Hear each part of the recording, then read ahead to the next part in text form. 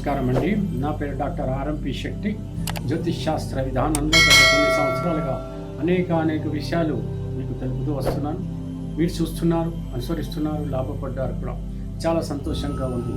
అయితే ఒక చిన్న మనవి ఏమిటనంటే, ఈ ఆస్ట్రో శక్తి జెమ్ అనేటువంటి ఈ ఛానల్ని నేను ఈ మధ్య కాలంలోనే ప్రారంభించాను కాబట్టి మీకు అనేక విషయాలు మున్ముందు నేను తెలపాలి. కాబట్టి దయచేసి మీరు ఈ వీడియో చూసిన వెంటనే సబ్స్క్రైబ్ చేయండి. సబ్స్క్రైబ్ చేసిన తర్వాత బెల్ ఐకాన్ని నొక్కండి. ఏదైనా కామెంట్స్లో మీకు ఏదైనా తెలవాలనుకుంటే తప్పకుండా నోట్ చేయండి. నేను మీకు చాలా విధాలుగా తోడ్పడేటువంటి పరిస్థితులు ఏర్పడతాయి. ఇకపోతే ఒకవేళ మీరు కనుక ప్రోత్సహించకపోయినట్టయితే ఈ ఛానల్ ఆగిపోతుంది అనేటువంటి ప్రమాదం కూడా దాగి ఉంది. కాబట్టి దయచేసి ఒక మ్యూచువల్ అండర్స్టాండింగ్ ప్రకారంగా మీరు నన్ను ప్రోత్సహించండి, మీకు నేను లాభం చేకూరుస్తాను. తెలిసింది కదండి. సెలవు. అయితే ఇప్పుడు ముఖ్యంగా ఏంటనంటే, సల్మాన్ ఖాన్ ఇతను చాలా వివాదంలో చెప్పుకొని ఉంటాడు. మరి ఈ సల్మాన్ ఖాన్ బాలీవుడ్లో చాలా సూపర్ స్టార్. ఇతను ఎక్కడ ఏ పిక్చర్లో యాక్ట్ చేసిన ఈ మధ్యకాలంలో ఒకటో వారంలో దెబ్బతిని ఉండొచ్చు. కానీ ఓవరాల్గా కనుక తీసుకున్నట్టయితే కొన్ని డికేడ్స్ నుంచి కూడా ఇతను స్టార్గా వెలుగొందే అటువంటి పరిస్థితులు ఏర్పడ్డాయి.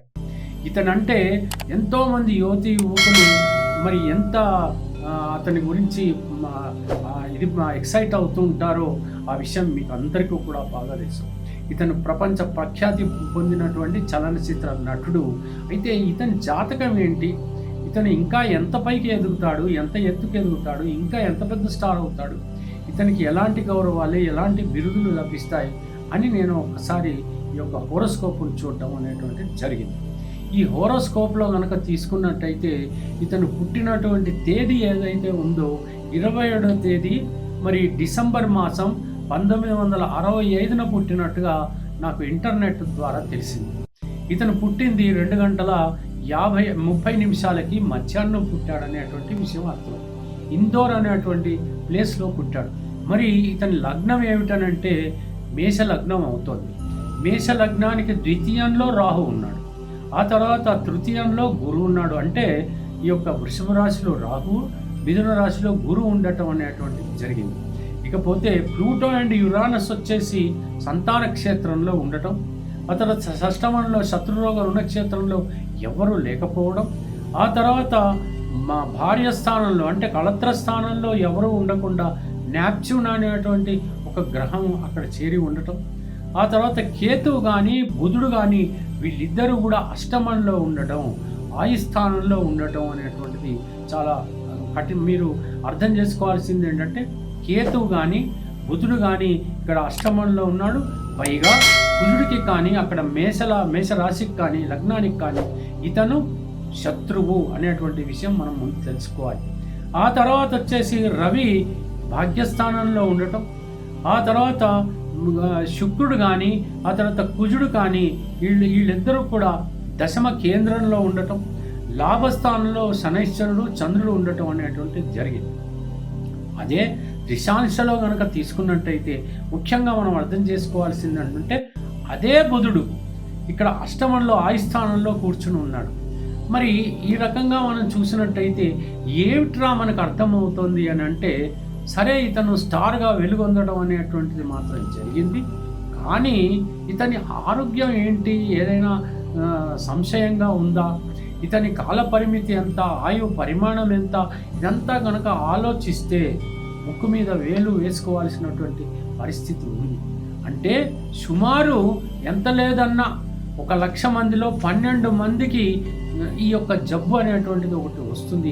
అలాంటి జబ్బే ఏమైనా వచ్చిందా, ఇతను ఆ పరిస్థితుల్లో సఫర్ అవుతున్నాడా, ఆ కారణంగానే ఇతను వివాహం చేసుకోకుండా ఉండిపోయాడా, ఎందుకైనా మంచిది, ఎప్పుడు ఏం జరుగుతుందో అనేటువంటి ఆ సంశయంలో ఉండిపోయి ఇతను వివాహం జరుపుకోకుండా ఉన్నాడా, ఇతను ఒక మరి సంసారం అనేటువంటిది లేకుండా అలా ఏకాకి జీవితాన్ని గడుపుతున్నాడా అని నాకు ఒక అనుమానం మాత్రం ఖచ్చితంగా వచ్చింది. అయితే ఈ వ్యాధిని ఏమంటారో నాకు తెలియదు, కానీ ఇది చాలా భయంకరమైనటువంటి వ్యాధిగా మనకి అర్థమవుతోంది. దీనివల్ల ఇతనికి ఆయు క్షీణం కూడా కలిగేటువంటి అవకాశాలు లేకపోలేదు. మరి వైద్యం ఉందా అని అంటే ఉండవచ్చు, కానీ ఆ లెవెల్లో ఇతనికి పూర్తిగా నయమయ్యేంతటి పరిస్థితి ఇప్పుడు సైంటిఫిక్గా ఇతనికి వైద్యం ఉందా అని అంటే నాకు కొంచెం అంతగా కనపడటం లేదు. ఇతను వైద్యానికి ఎంతవరకు సహకరిస్తాడు, ఆ వైద్యంలో ఇతను ఎంతవరకు క్యూర్ అయ్యి బయటపడతాడు అనేటువంటి విషయం కూడా నాకు సంశయమే. కాబట్టి ఇతను ఎంతకాలం ఇంకా జీవిస్తాడు అనేటువంటిది చాలా ముఖ్యమైనటువంటి ప్రశ్న. ఆ భగవంతుడే ఇతన్ని కాపాడాలి. ఇంకా మరిన్ని చిత్రాలు చేసి యువతీ యువకులను మరి రంజింప చేయాలి అనే నేను అనుకుంటున్నాను.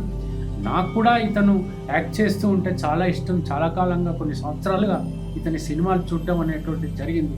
అయ్యో పాపం ఇతనికి ఈ వ్యాధి వచ్చిందా అని బాధపడ్డాను కూడా. అయితే రాబోయే కాలంలో ఏం జరుగుతుందో ఎలా ఉంటుందో ఆ భగవంతుడికి వదిలేద్దాం, ఆ తర్వాత చూద్దాం. తెలిసింది కదా. సెలవు, మరి ఉంటాను. నమస్కారం.